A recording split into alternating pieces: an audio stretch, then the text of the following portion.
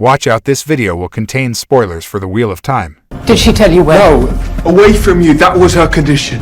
If she sees us together again, she'll kill you.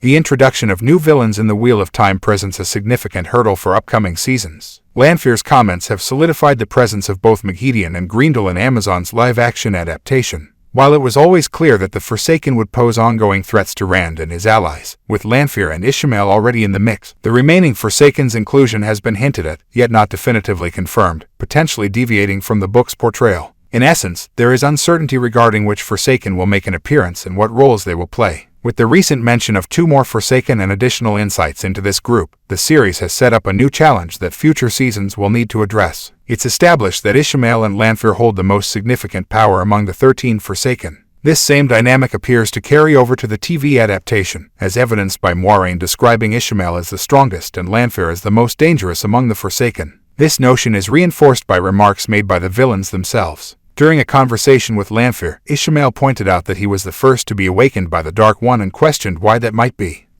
You know that, right? Men who can chant, they lose their minds. And eventually kill everyone they love.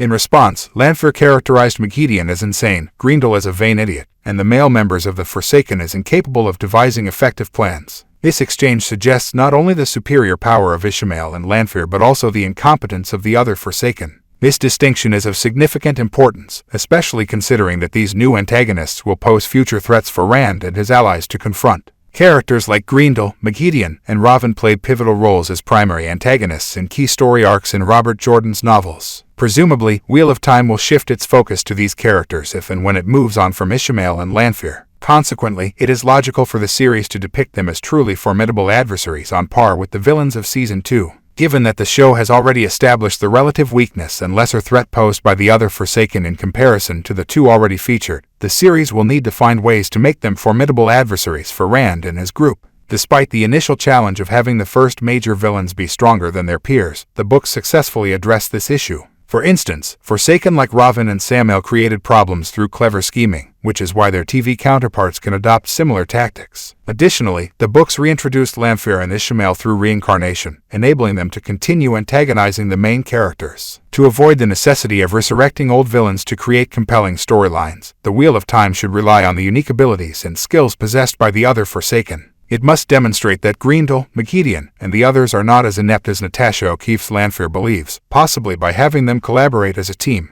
So there you have it all. What do you think about revealing? Share your thoughts in the comments. Remember to like and subscribe for more. I will see you next.